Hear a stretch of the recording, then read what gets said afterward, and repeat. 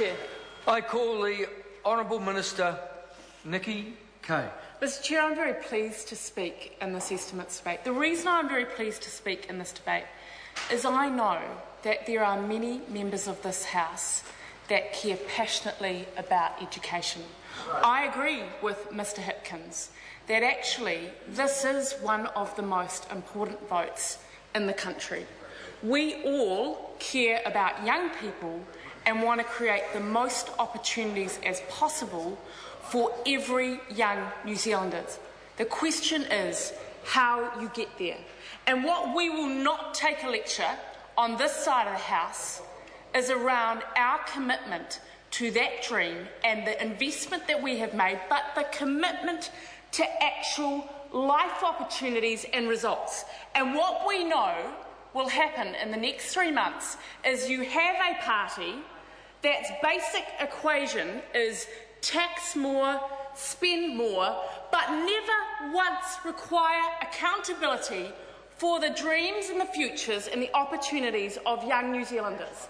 And what we have said throughout the last 5.5 years, throughout this period, is actually we have a responsibility to do more than that. That is about saying, actually, every parent has a right to know how their children are doing in numeracy and literacy. We make no apologies for that. That is about saying we are prepared in the most difficult financial situation that our country has seen in a generation to increase the education budget every single budget. We are spending $10.1 billion. We are spending one of the most amounts in the OECD. We have increased that significantly because we understand that we're dealing with the futures of young people, and we can be proud of that additional investment.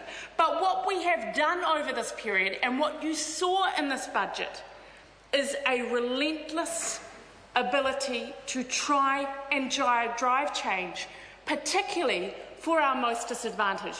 Whether it is the Reading Together program, which is more money about ensuring that some of our most disadvantaged families have access to greater opportunities in terms of literacy.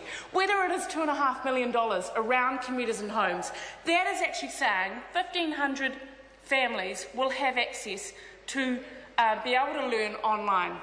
Whether it is $211 million that we put in last year on top of another $500 million of investment in actual modern infrastructure to enable that equity of access, our record is incredibly strong, both in terms of the investment, but also in terms of the ability to drive change, to lift opportunity. Look at the NCEA Level 2 results. They're up for all young New Zealanders. Look at also the results for Māori and Pacific students. They are up as well. At the end of the day, what New Zealanders can know is not only have we spent more money, but actually we've seen greater results in NCEA for those students who have not traditionally had those opportunities. What we can also see in the area of early childhood education, another $155 million in this budget.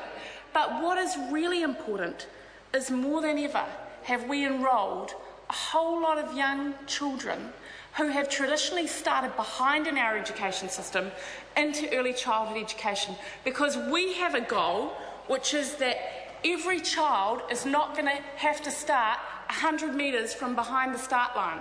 So our government has invested it more than ever before. In the area of modern learning environments, I have no doubt that what we'll see from the Labour Party in this budget is a whole lolly scramble. What we won't see is the ability to hold that accountability and to actually say we require more for what we're actually going to give in terms of this funding. In the area of modern learning environments, it's under our government actually that we've seen significant upgrades right across the country. When you've got 60% of your school stock more than 40 years old, it's been our government that has put more classrooms in than ever before in areas of growth. In this budget alone, $284 million, that's 148 more classrooms for areas of growth. It's more new schools and it's more site acquisitions. We've also committed to areas like the Green Star Building Program to ensure that we have more environmentally sustainable schools. Today I announced another 15 school pools in Canterbury. To get a lecture from the opposition around Canterbury is actually appalling. Mr. Chair, The Honourable Member. We have stood beside Canterbury in a very, very difficult situation, and of course it's been a very hard time for Canterbury, but we have put over $1 billion to make sure that we build those schools, for many of those schools to be much better than ever before. And today, when I announced it as well, on top of the 23 school pools that we're repairing, another 15 schools, that's just another example where we're prepared to invest in young people in Canterbury. These are more modern schools. I also announced $200,000 the other day around digital literacy and connecting a whole lot of young people in Canterbury. This is about a government that has consistently demonstrated increases over every single budget that we've been in, an overall increase in the education budget, one of the best in the OECD, but a government that has consistently said we want more. We particularly want more for our most disadvantaged, because the future of New Zealand having a much smarter, more connected country relies us to change the script. We cannot have, as a country, a government filled with people that do not require basic things like standards in education. And that's what National Standards has done. And I tell you what, if we are around as of September 20, we are going to continue to invest in areas like digital literacy, like modern school environments. We're going to continue to invest in IES, which, regardless of the fact there's a very healthy debate about it, is basically about saying one of the biggest things that we can do to help change the future of young New Zealanders is to do everything we can to support the teaching profession, to strengthen quality teaching and strengthen governance in schools. This is a government that has a vision and has a plan and is committed to investment, to lift standards, to lift achievement, to ultimately lift the futures and the dreams of so many young New Zealanders, compared to an alternative party that believes in tax more, spend more for no results, and is continuing on a very old model.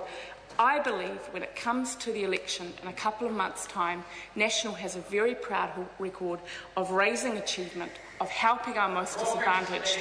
And I am very proud to be an Associate Minister of Education, and I want to finish by saying, actually, I believe that the Honourable Hekia Parata has an outstanding record in terms of ensuring that young children are engaged in early childhood education, ensuring that standards are lifted, ensuring that we're investing in quality education. And these are the things that a great education system is made on, and we are very proud of that. I call the Honourable Member Tracy Martin.